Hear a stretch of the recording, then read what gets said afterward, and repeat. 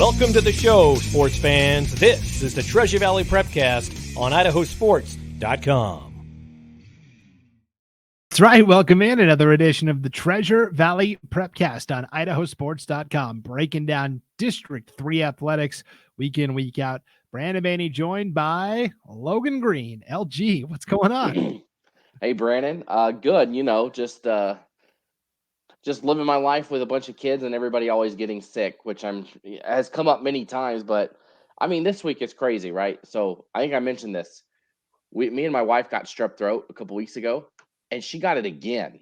And she went back to the doctor, and they said they had seen multiple people over the last few weeks here in the Treasure Valley that had gotten strep and then immediately got it afterwards. And whoever is cursed this area that I am in with colds and strep throat, I want to let you know how I really feel about you, because it's super annoying. Yeah. So I think what happened is your wife probably got strep throat, and then she got the Omicron variant of strep throat. Oh, is that how that works? Oh, okay. Okay. Is that well, that's like the third variant. What was the first variant? Is it yeah, I don't even remember. I don't know. I lost count. Yeah. That's funny. That's true. Oh man, it's kind of like I don't want to get too religious with this, but like in the Bible, there's the 10 plagues, in the land of Egypt, and you're suffering from the plague of sickness, and meanwhile over here in East Idaho, where I live, we've got the plague of snow that's been falling upon us. I mean, I can't believe that. I mean, I was talking to somebody yesterday up north in Grangeville, and they said they got a ton of snow, and then you guys got absolutely dumped on. And it's been snowing here, but it's not like that. We get these like graupels, as I think that's the name they're called, where it like dumps for 30 minutes and then it goes away. And it's really weird. But at least we don't have that. At least I think I saw the weather forecast, and it might hit 60 this weekend in Boise, which they did say. We actually broke a record, Brandon. We broke a record for most consecutive days under 60 degrees in the Treasure Valley. Yesterday was the all-time record of days under 60. So we're gonna tack on to it. Let me pull up my tiny violin and play a tune. Yeah. Well, it's funny. My son had his first baseball game on Monday, and I mean, there was times you couldn't see home plate because there was snow covering home plate, and they had to go out and brush it off, and then it would stop, and the sun would come out, and the field would, and then it would come back, and poor kids' hands were all frozen, and but again, play me your small violin, because at least we're not Eastern Idaho where we can still play. Just might be a little bit, and I say a little bit cold for us over here. I'm sure it's nothing compared to what anybody's playing at over there. Yeah, and it'll be show and tell time here in just a second. Friendly reminder, you can get this podcast a couple of different ways. Audio only at IdahoSports.com. Across the top of the homepage, you'll see a tab that says Prepcasts. From there's a drop-down menu. You click on Treasure Valley Prepcast. The player's right there. You can click in and listen to it there. You can subscribe and download this podcast wherever you listen to podcasts, Apple, Google, Spotify, Stitcher, etc. And then you can also tune into the video version of this Prepcast every week on the IdahoSports.com YouTube channel. And if you're hanging out on YouTube, if you would hit that like button and hit that subscribe button, the little bell icon, that really helps out a lot. So wherever you're consuming this, thank you. And if you are watching the video version of this, I'm going to put a picture up on the screen. Now, Logan, I showed you this yesterday, but for fans that want to know how much snow there was in East Idaho, this was me in my backyard yesterday trying to clear off the deck. So just take a look at this picture. What snow? I only see that stunning man right in the middle. I don't see anything else. There's nothing else I see. So it's, if you're listening, it's a picture of me yesterday in all my winter gear. My Green Bay Packers beanie is on, shoveling. That black thing that's in the middle here on the picture, that's actually our fire pit. And I thought it was safe to pull it out for the season, but apparently not. So, I mean, what was the total? What was the count? What was the total inchage Is that a term? Yeah, I didn't get an official, but because it snowed for like 2 days straight. So it had to have been 18 inches. Yeah, that's over a foot right there. Yes. And here's the crazy part. Yesterday I heard from people, because I obviously didn't leave my house, but other people I talked to said once you got like north of the Fort Hall Indian Reservation, it was totally fine. Nothing. It was like specifically a Pocatello / Wow. Southeast Idaho thing. It was so weird, but anyway. Interesting. So it never didn't even make its way to Blackfoot, really, at that rate, huh? No. Wow. Yeah. Huh. So anyways, that's what's going on here. But where you're at, Logan, as you said, the weather's been pretty good, which means it is sunny today. The sun is here. So yeah, hopefully it stays. that means we've been able to get in lots of good competition. And so with that, we've amplified our spring sports coverage on IdahoSports.com. If you go to the homepage right now, you'll see some new features that we've been rolling out, and we'll do this every week. Every Monday, we're going to bring you the heavy hitters, the 9 best softball single game performances at the plate, the 9 best baseball single game performances from the past week. That'll be every Monday. Tuesday, we'll have a new feature called Primetime Pitchers, the 5 best pitching performances in softball and baseball, respectively. And so every Monday and Tuesday, you'll get to see the best hitters and the best pitchers that were from the past week. If there is someone you want to nominate, and I already got a nomination, this hasn't been on our site for more than a day, Logan, and I've already gotten a nomination from a fan in Horseshoe Bend. So I love to see it. Send me the email. Send me your nominations, Brandon at IdahoSports.com, and we'll see if they make it onto the list. But it's the 9 best hitters, the 5 best pitchers, and I thought that would be a good place to start because there were some really impressive single game performances from the Treasure Valley in both baseball and softball this past week. Yeah, I mean, if you look at the list, I mean, it's very, and I mean, maybe that has somewhat to do with we actually can play baseball and softball over here, but a lot of the performances are heavy Treasure Valley teams in there, and some very phenomenal performances, especially some of the ones that like, you see on the mound. It's just impressive anytime you can. I think the Boise pitcher, she threw a 1-hitter and she was just a freshman. Just or maybe I'm mixing up different stories there. But just great performances all around from the pitchers in the Treasure Valley as well as the hitters. Yeah, so let's start on the baseball side, and we'll use this as kind of an overall discussion of what's going on. So our heavy hitters on the baseball side from the Treasure Valley, we had Caden Campa from Columbia, Lakin Wilson from Vision Charter. We had Gage Hawes, the great sophomore catcher for Owyhee, Carson Russell from Coal Valley Christian, a pair of Bishop Kelly Knights, Jamison Ray, a senior, and Dean Herkenrath, a junior. Which performance to you was the most impressive? I'm not going to give away the whole list and what everybody did. You'll have to go to the website to read it, but pick out one of those, Logan, that was most impressive to you. I mean, I'm gonna go with Caden Campa. I mean, he's number 1 on the list, right? And that's, I mean, that sounds like the easy route. But I just think co-opt with what Columbia has done this year. I think that's the nod for this week because I think we had talked about it a little bit before, but they seem to be one of those teams to beat in 4A. Whether people expected that, I think the talk was Skyview and Bishop Kelly, and all of a sudden we can hit on it later. There's 2 other teams that sit towards the top of the conference right now, and Columbia is one of those. And his performance in California, I think, as they beat a team, Anaheim, 17-2.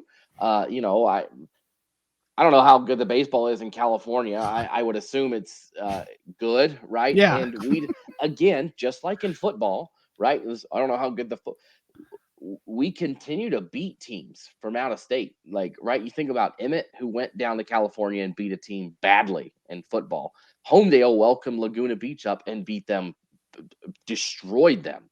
And then now Columbia goes down there and just destroys them as well, 17-2.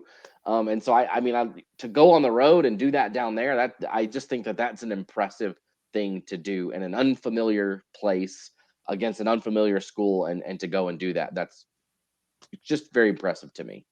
Yeah, and you mentioned Caden Campa was number 1 on the list. It's not and I'll clarify this because otherwise I know people will be like, how come he was number 1? He was number 1, yeah. It's not a list ranking them like, oh, number 1 was the best performance. I just put them in chronological order. So Caden Campa did his thing last Monday. It was the first one of the week. That's why he's number 1. So there's no bias in the list.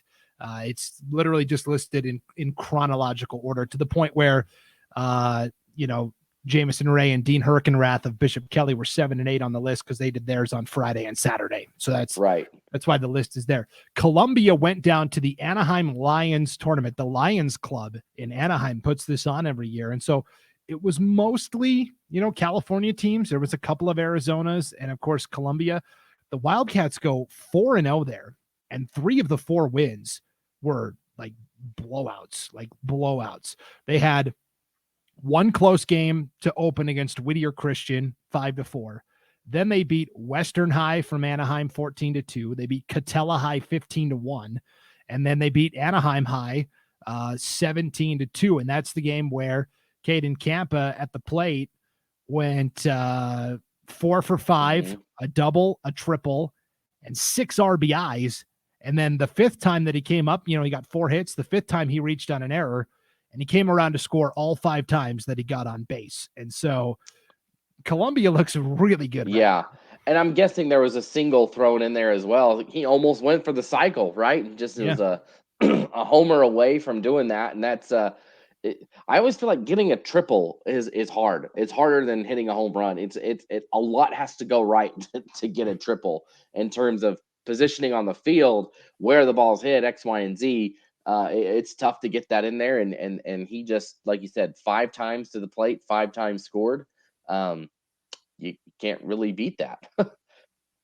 Columbia on the season is now 11-1 overall, 2-0 in SIC play. Their only loss came last Friday to Highland, which is a perennial 5A baseball, state participant, and they only lost that game 1-0. They're 2 runs away from still being undefeated on the season. Yeah, and I mean, if you look at Highland's schedule, I think it's funny. You can kind of see that we can't play much baseball over here. Shaping out, they play so many games over here in the Treasure Valley, and it's nothing to hang your head on, right? To be ashamed of a loss to Highland. I mean, they are a team that took Middleton to extra innings this past weekend, right? And that's a good Middleton team, and so I think Columbia is in great shape right now.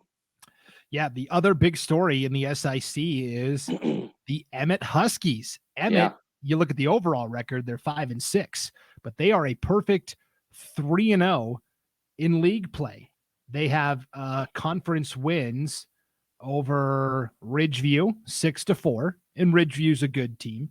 They just beat Caldwell last night 6-3, and they opened conference play with a 10-8 slugfest win over Bishop Kelly, the reigning 4A state champion. So it's kind of a dichotomy here. Emmett 3-0, Bishop Kelly 1-3 in league play, but 7-6 overall.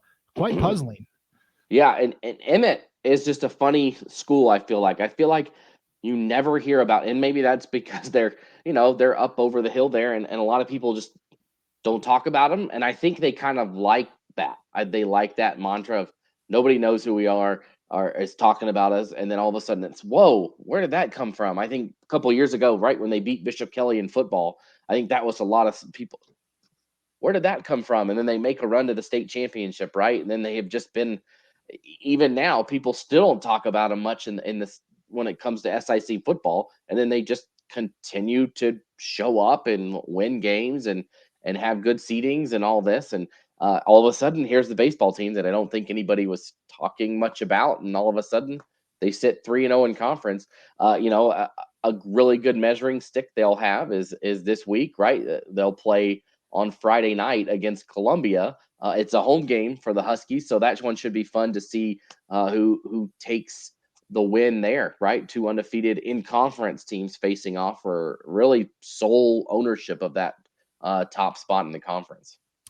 Yeah, that's going to be a fantastic battle Friday night in Emmett. Winner of that will be in the early lead in the SIC standings. And the guy that's really doing it for Emmett, the straw that's stirring the drink, so to speak, is going to be a familiar name to those that followed Emmett's football team this year. It's Stevie Howe, who really burst onto the scene as a great wide receiver for that Emmett football team last fall. Stevie Howe is leading the team with a .417 batting average.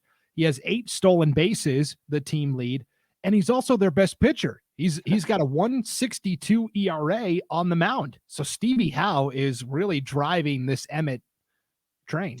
Yeah, and when sometimes you just get those athletes, right, that are good athletes, and they just roll it over into other sports, right? And I mean, if we jump around just a little bit, I do this a lot, and it doesn't actually matter. But Highland, right? We talked about how Highland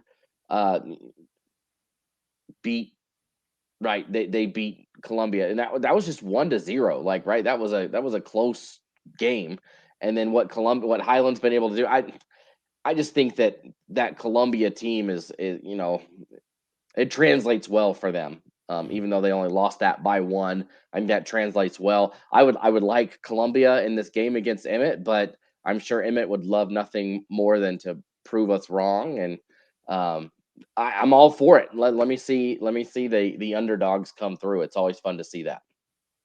Yeah, and lately, for Bishop Kelly, to wrap up our 4A SIC conversation, lately for Bishop Kelly, run prevention has been a big problem. 10 runs allowed in a loss to Skyview in league play. They lost 10-8. They lost 10-8 to Emmett. They lost 6-1 to Columbia last night. So Columbia also took care of business against Bishop Kelly last night, 6-1. So run prevention has kind of been a problem for BK. They will have a chance to make things right tonight, Logan, as we're recording this Wednesday, April 5th. They will host Ridgeview tonight, and we'll see if they can get off the schneid there for Bishop Kelly. Go ahead. Conversely, start with and that's what I think is the key thing, right? You talk about run prevention for Bishop Kelly. It's the opposite, right? It's in terms of what Columbia has been able to do defensively. They gave up 1 run to Meridian, 2 to Boise, 2 to Minico, 3 to Mountain Home, 4 to that team from California they played, 2-1, 2-2. Well, they've never given up more than 4 runs in a game, and that was to a team from California. Outside of that, it's been, when you look at who they've played in Idaho, Mountain Home scored 3 on them, and that is the most runs that they have given up all year. That's and they have played good quality competition, right? They've played Meridian, they played Boise, they played Nampa, Minico, Valley View, Bishop Kelly, Highland, right? They've played really good teams, and it's just a dangerous thing looking forward. I know we've talked about them probably ad nauseum here at the beginning of this podcast, but just impressive what they've done. Yeah, it's been a really fun team to watch. Mario De Leon is one of my personal favorites on that Columbia team. He's one of several senior leaders for this year's squad. Coach Phil Diplock has a very good Columbia outfit there. The most impressive hitting performance to me from the Treasure Valley, I'm going to go with Carson Russell from Cole Valley Christian. So Cole Valley Christian hosted Clearwater Valley, a battle of CVs, right? Cole Valley, Clearwater Valley, right? They hosted Clearwater Valley, a 1A program, in a non-conference matchup last week. And Cole Valley won 4-3. It was a really tight game. Well, Carson Russell was directly responsible for 3 of the 4 Chargers runs. He ended up going 3 for 4, and they were all singles, but he drove in a run on one of his base hits, and then he scored twice. But in addition to that, he had 3 stolen bases. So Carson Russell getting it done with the legs and the running game. And this is a Cole Valley Christian team that we thought, okay, maybe they've got some momentum coming in, and then they stumble in their conference opener. It just happened. And so when we look at this 2A Western Idaho Conference, and it wasn't close, right? They played Marsing on Monday, and Marsing wins 16-5. Yeah, and I mean, that's another thing, right? We talked about Marsing last week, and all of a sudden, look at them. Coming. That was a result when I saw it come in, saying, "Whoa, maybe they." I think everybody expected Cole Valley to be good, and that's not, they've been good at a lot of sports for a long time, and you just kind of expect them to be good. And so you can use them as a measuring stick. There are just some programs like that. That's the way it is in college sports, high school sports, whatever. And Cole Valley at the 2A WIC, they are one. You're not going to see them at the bottom typically. They're going to be somewhere towards the top. And if you can beat them, hey, look, we're doing something right. And that's exactly what they did. Side note, Marsing, it must trickle down to the kids. So the league that my son plays in, his baseball league, there's a team from Marsing in the league, and those kids showed up, and I'm like, I'm scared of them. Like, this is a 10U team, and they've got like legit Marsing Husky jerseys. They've got like the full outfits, and they're like ready to go. And our kids are over there like looking for Capri Suns, and I'm like, man, these kids, I don't want to play them. They know they know what's about to happen. So hey, kudos to them for that win. But if you go back talking about your pick of the week there, Brandon, the performance, I mean, maybe I can see some people might say, well, it's not like you did that much, but in a game where it's 4-3, there's just not a lot that you can do a lot, but it's apples to oranges, right? Because another person on the list, if we look at it, Lakin Wilson played in a 25-22 game, right? And it's just it's a different type of game, and you can have a heavy hitting performance in a 4-3 game just as much as you can in a 25-22 game. Yeah, but the importance of the at-bats and what Carson Russell did, I thought deserved inclusion on the list this week. So it doesn't get any easier for Cole Valley Christian. 2 of their next 3 games are against Melba and Nampa Christian. So when we look at the standings right now, it's very clean. It's Melba, Nampa Christian, Marsing all 1-0. It is New Plymouth, Cole Valley Christian, North Star Charter all 0-1. And that's probably how I'd rank it right now. I think maybe I would put Cole Valley and New Plymouth in a tier of their own. And then I really do think North Star, just in their first year playing 2A baseball, are going to run into some challenges. But to me, it is still Melba and Nampa Christian at the top. Those are the 2 favorites. And then, can Marsing break through is the story. And, you got to beat those top teams to break into that, right? If you want to be in that conversation, you got to take care of that business there. And until they do that, I would agree, right? Those 2 have just dominated, and especially Nampa Christian, right, in baseball, just year in and year out. That is just it. You got to beat Nampa Christian if you want to win anything in 2A. You got to. It goes through them. To be honest, I mean that's just the way it is. Yeah, Nampa Christian, new coach, new cast of characters this year. 6-1 start, 1-0 in conference. And tonight, Logan, Wednesday night, April 5th, in Marsing, it is Nampa Christian at Marsing tonight. So we'll find out real quick. Boy, it's almost like we should have recorded this tomorrow. Yeah, right. It'll be a lot of good stuff to talk about next week, though. Yes, no doubt. So those are some of our hot hitters from the past week. Let's take a look at the primetime pitchers in baseball. And this is only, 5 players listed because there's typically less pitching in the week, right? There's more opportunities for hitters to have big games, less so for pitchers. From the Treasure Valley, though, we did have 2 players make it. And on opposite ends, senior Sam Yeakley of Gem State. And then we had Melba freshman Coulter Bodley. I'll let you pick one to highlight, and then I guess I'll pick the other. Yeah, I mean, I want to say Bodley from Melba. I think it's a freshman. I just sorry if that's the one you were going to take. Just no, you're good. You just a freshman that goes into a game and has a shutout win against a team from a classification ahead of you in McCall Donnelly. And when you strike out 13 people along the way, I think that gets you to the top of any list, gets you on any list, and then gets you in the conversation for anything. That's a tough performance for anybody to beat anywhere, and from a freshman, no less.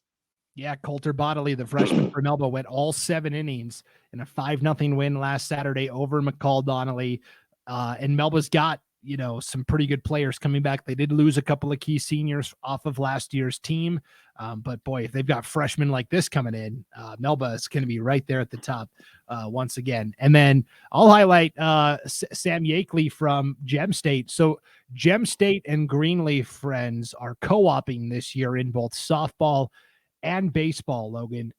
For baseball, they will compete under the Gem State name. So it's officially Gem State baseball, but it's with Greenleaf players. And that's where Sam Yakeley is from Greenleaf.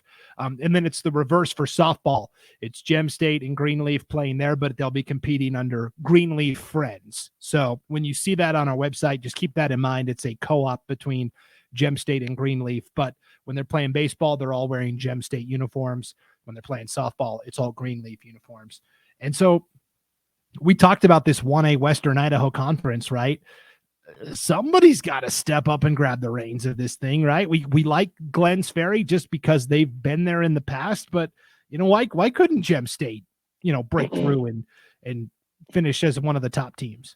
You know what? It might be, Brandon, from what we've seen so far, it might be who can hit the best, right? Or if you have a pitcher like Yeakley, if you have the one guy, we've seen a lot of games just with a lot of runs, both baseball and softball at the 1A WRC. I think Lighthouse Christian played Wilder, and it was like something like that, 25-24 or something like that as well in softball. But it's going to come down to maybe who has the best single pitcher and can use them in a one game situation, right? Like in a district championship or a district semifinal, whatever it is that you think you need him.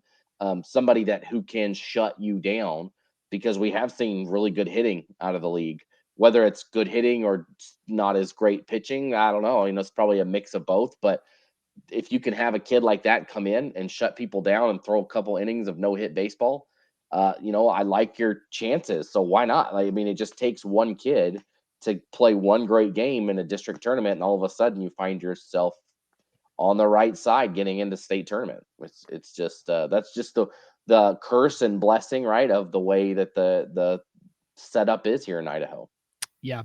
So Greenleaf Friends had a 10-4 conference win over Wilder, and that's been their only game so far. So they're 1-0.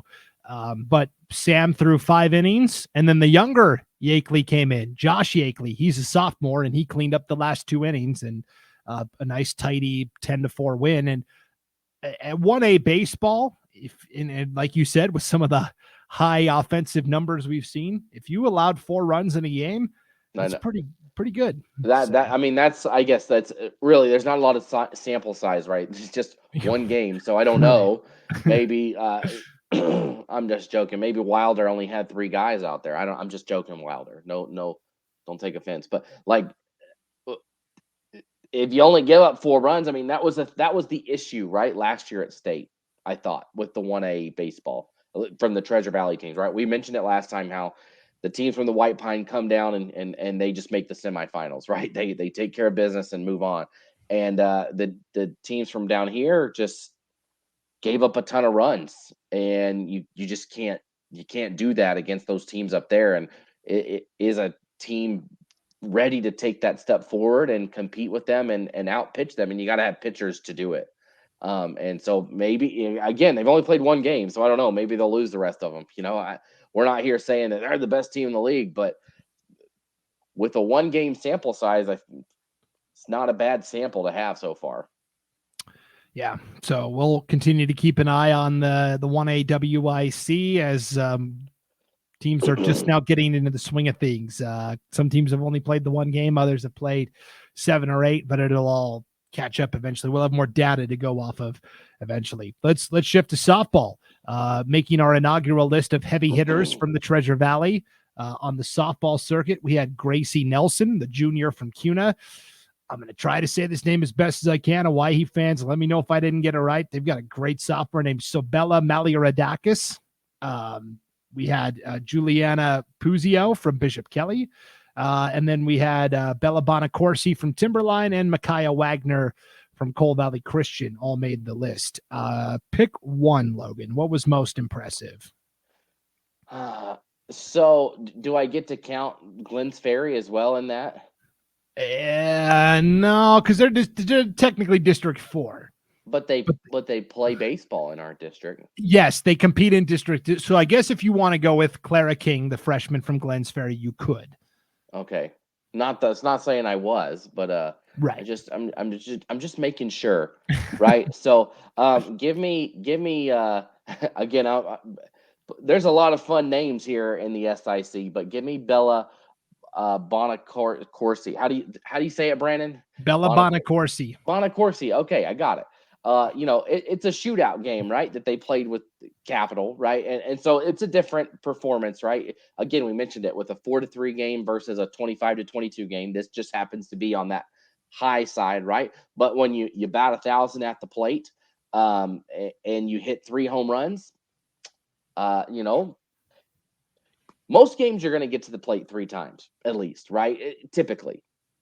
That's very typical to get to the plate 3 times. So it wasn't like she had 18 at bats to hit 3 home runs and go 1,000, right? It was in the amount of times she got up, she just happened to knock it out every time. So let's go right there. I think that's a phenomenal performance. Yeah, Timberline got that 12-11 win. And now we're finally into the part of the season where we're getting into conference play, right? There was a lot of non-conference SIC matchups early on. And so when we look at the standings, it is Eagle and Timberline off to 2-0 starts. And we talked a lot about Eagle last week, and they're 2 Division I players. And there's an Eagle pitcher I'm sure we'll talk about in our primetime pitchers. But then you have Middleton, Bora, Meridian, all 1-0 as well. Who do you like outside of Eagle? Is it Hawaii? They're 11-2 overall. They're 1-1 in league play. Give me your pecking order. Give me your top 4. I mean, if we go off of kind of what's happened the last couple of weeks, I mean, it's really tough because I mean, Kuna is a team that sits at 1-1, but they routed Middleton, right? Who sits at the top of the conference, right? And so that was one game we talked about last week. But since then, Middleton, won a doubleheader against Wood River and then scored 19 runs against Mountain View, right? So, I mean, Kuna is just one of those teams that, from what we've seen, they just haven't played as much as some of the other teams. They don't have as many wins, but it's not like they have as many, way more losses, I guess is what I'm saying, right? So, I mean, Kuna right now sits at 7-2 overall.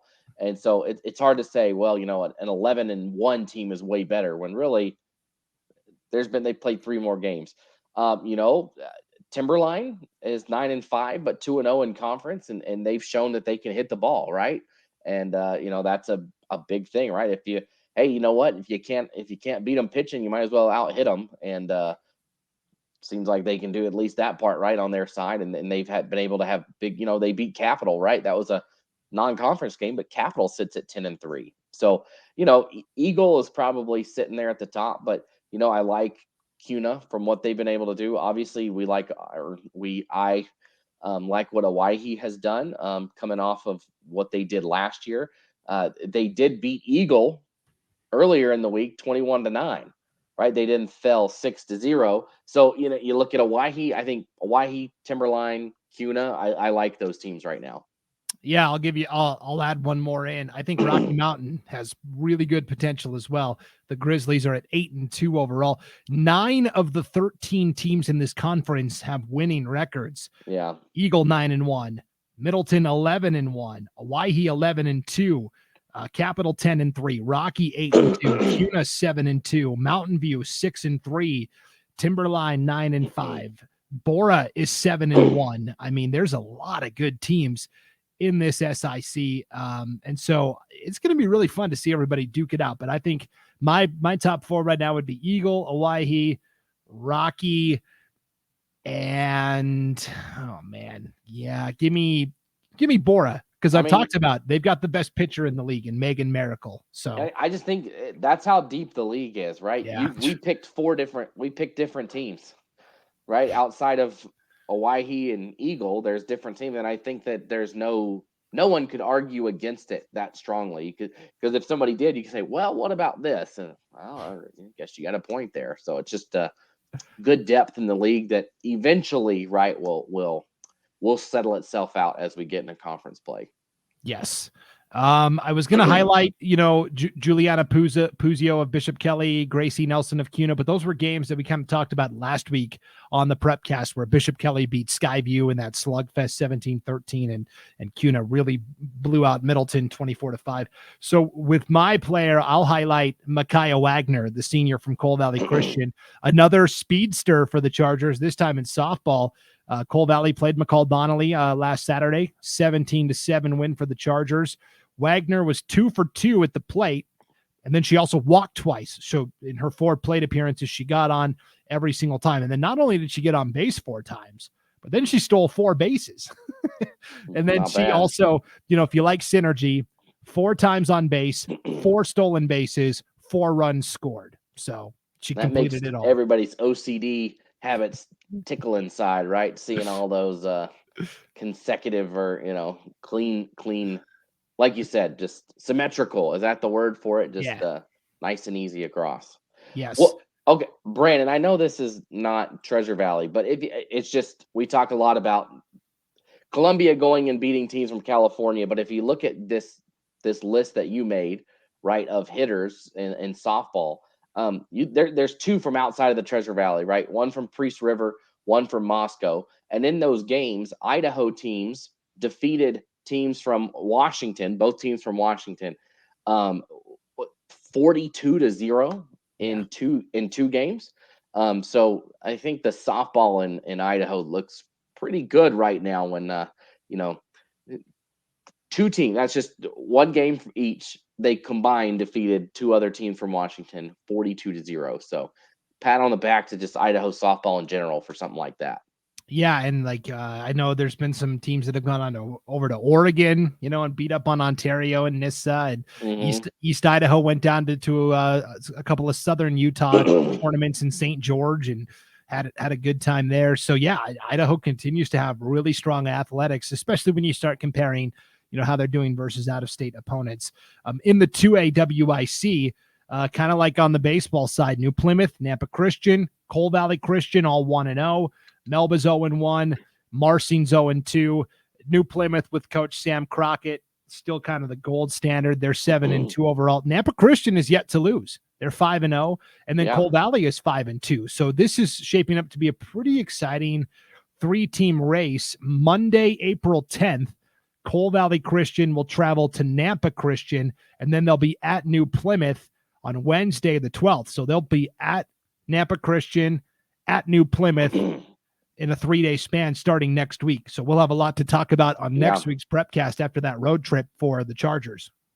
Yeah, a lot of good stuff coming up. And it's always hard, right? At the beginning of the year, I feel like this is the same way with football and basketball and soccer and stuff. You just don't know, it's hard. You see how everybody plays against non-conference teams, and then you wait for the conference games, and then you say, okay. And then that tells you more about conferences as well, right? Once you see, how like the SIC in softball has done very well, especially in non-conference games.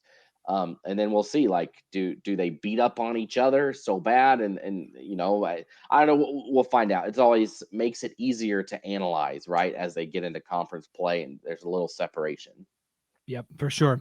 Our primetime pitchers had 3 Treasure Valley athletes this week, and it's all from the same 5A SIC, 2A WIC, two freshmen and a senior. Lizzie Tomasini, the great senior for Eagle. She's going to go to Idaho State University. And then you had 2 freshmen, Kaya Hewitt from Boise and Peyton Shook from Nampa Christian, as Nampa Christian beat Vail, Oregon last week, 21-1. So that Idaho dominance continues there. So congrats. And if you want to see the full list and everybody's stats, you can go to IdahoSports.com to check out our heavy hitters and our primetime pitchers.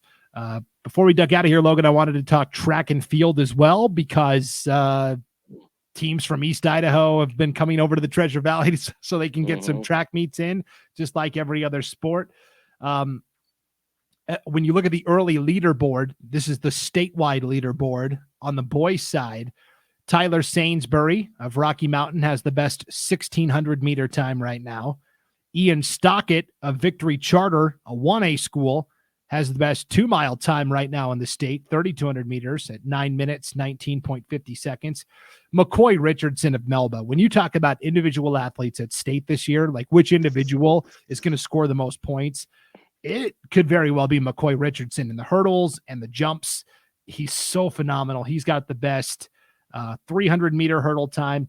Kuna has the best 4x1 time right now, and Centennial has the best 4x4 time, and Victory Charter has the best 4x8 time in all the relays. And then when you look at the field events from East Idaho, Kai Twaddle Dunham of Centennial has the best shot put throw so far, 55 feet, 2.5 inches. Seth Nelson of Boise has the top pole vault, 15 feet, 6 inches.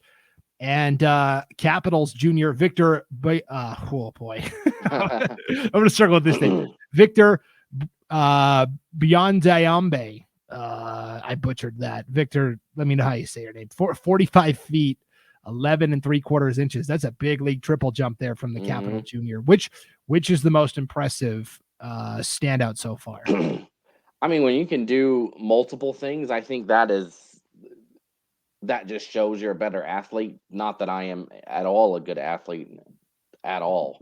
And so, with what Melba has been able to do, and it just seems like Melba continues to do this in track and field, right? Where they can just, plug in somebody new or whoever it is, and they just continue to have these great athletes. And so, I like what they've been able to do down there and what they're continuing to do going forward as well. Our girls track and field leaderboard, and again, this is statewide. Asia Lawyer of Centennial has the best 100-meter time. Adeline Weimer of Columbia, best 400-meter time. Allie Bruce of Boise, best 800-meter time. Timberline's got the top 4x1 relay team. Rocky has the best 4x200 relay team. Skyview has the best sprint medley team. That's where I think it's a 2, a 2, a 4, and an 8. It's that long distance medley. And then in the field, Lydia Lindsay and Kinley Garrett. Lydia is from Fruitland. Kinley Garrett is from Homedale. They each have cleared 5'2" in the high jump, which is the best in the state. And then Lydia Lindsay of Fruitland also has the best long jump at 18 feet, 2 inches. And Kendall Clark of Melba has the best triple jump. So Lydia Lindsay's going to do very well for Fruitland this year in the sprints and the jumps. We know what Kendall Clark can do in the jumps. It's Melba and Fruitland really looking strong on the girls' side from the Treasure Valley this year. Yeah, I mean, again, I know I said it again for boys, but you go back to Melba, they just seem to always be able to produce whatever sport it is, athletes upon athletes, and are good at everything, it seems like. And it's always fun to see those ones. I clearly was nowhere near the track as a kid in high school or anything like that. But those relays, I think, are the funnest ones to watch. And I think the most impressive, because everybody's got to be on the same page and doing a different thing and know what they're doing and be able to keep it as a team. It's, a lot of these track performances at the end of the day can be individual, right? Because, you're a team, but things do become individual. But that is just as hard as any ball sport out there, right? To be able to everybody be on the same page and everybody has to be good, right? You could put a basketball team out there with 4 good players and 1 bad player, because every time I've played basketball, that's how it is. I'm that bad player, and we've won games. So I know it can be done when you've got 4 good players and a bad player, right? But if you got a bad person on that cog or that wheel, it's not going to happen. And so to be able to consistently win at that, everybody has to be good. Yeah. So it's going to be really fun. And a new feature we're going to roll out. It'll be every Thursday. So you'll see it tomorrow, or if you're listening to this on Thursday, you'll see it now on the homepage at IdahoSports.com. It's basically, I did bracketology during football and basketball season, kind of projecting, how might state look. And we're going to do it in track and field too. It's going to be a little different, obviously, because there's no brackets in track and field. But we all kind of brainstormed together this week, Logan. You and I and Paul Kingsbury, our boss, and we came up with tracking the field is what we're going to call it. And basically, I'm going to look at the leaderboards every Thursday and score it. Okay, based on the times and distances right now, Here's how the team race would shake out. And then I'll list the top individual in every event as well. 5A all the way down to 1A, boys and girls. It'll be kind of fun to see, what teams are looking good in track and field. Yeah. It's always fun to look at that stuff. And then you know where you compare and you say, hey, look, if we can keep this up, or hey, look, this is where it might be even helpful to teams possibly. I don't know, or maybe they want to ignore it and say we're stupid. But I would think you would look at it and say, okay, here maybe is because that stuff just doesn't exist out there. Nobody else is doing that. What you're gonna do, right? For the track and field athletes, here's a way to get some analysis, right, on teams around the state. Know how you can compete. Know where you want to improve your team. So I think it's a good thing for everybody out there to be all the track and field athletes to be able to see. Yeah, and coaches do this all the time. They're constantly calculating. Okay, I think we can score X amount of points at state. Is that going to be enough to beat this team? And so there's a lot of the point calculations that go into it. So I think it'll be a fun exercise. You're gonna make everybody's job easier, Brandon. Right. At least somewhat. As we've learned, always double check my math. That's what I'll throw in as a disclaimer. But so lots of good stuff, pretty much something new every day on IdahoSports.com. We're going to have the coaches polls rolling out soon for softball and baseball, our heavy hitters, primetime pitchers, tracking the field. Basically, you just want to go to IdahoSports.com every day. There's going to be something new. So. Yeah, it's great. And I'll just do one more thing and then we can be done, Brandon. But kind of a fun event here in Middleton tomorrow. It's rugby. We haven't talked about rugby yet. The Emmett and Middleton girls rugby teams are going to be playing each other at Middleton, and they're going to be playing in prom dresses. The whole thing is like it's a fundraiser for both teams. Right. So for both, they're going to have, concessions, all this stuff, donation area, just for the teams to get those funds. Right. They don't get as much as some of the other programs. And so just kind of an interesting event that'll happen tomorrow at Middleton. And I tell you what, I would not want to play rugby on a turf field like they have at Middleton. I feel like there's going to be a lot of burns and scrapes and apparently, so Middleton, I don't know if other teams do it. I'll be honest. I learned more about rugby in the past week than I have in an entire lifetime. But they do a thing where you score a try, which is essentially like a touchdown in football. You have to take a shot of water out of your cleat the first time you score a try. And so Middleton does this, and I don't know if other teams do it. Again, maybe it's everybody does this thing. I don't know, but they make you fill your shoe, your wet, sweaty cleat, full of water, and drink it. That's their tradition. So I hope somebody does it so that I can get it on film and put it up, because that'd be hilarious. And that is every game? No. Your first ever try. So the first time you ever do one. So, it could happen your freshman year if you're just starting, or, if you join whenever it is, your very first one, you've never done it before, but your first time you have to take a shot of water from your cleat. Gotcha. It's like in baseball, in the big leagues, when a rookie hits his first career home run and he goes back to the dugout and everyone snubs him. Yep. Okay. Yes, exactly. It's you scored. Now you have to take a drink of water from your shoe. Okay. Gross. Well, little tire particles in there from the turf as well always make for a refreshing beverage. Yeah. Wow. Well, I'm excited to hear back from you next week on how the rugby match went, and you're going to be doing the PA announcing for that. So yeah, it should be terrible, to be honest. I apologize. Not the match you're announcing. Right? Yeah. The match will be great. I guess Middleton and Emmett played last week, and it was like a 1-score game. And so it should be. It just sounds funny, right? They're playing in prom dresses, so that should be totally easy to differentiate the teams and players. So yeah, good luck with that. Yeah, should be fun.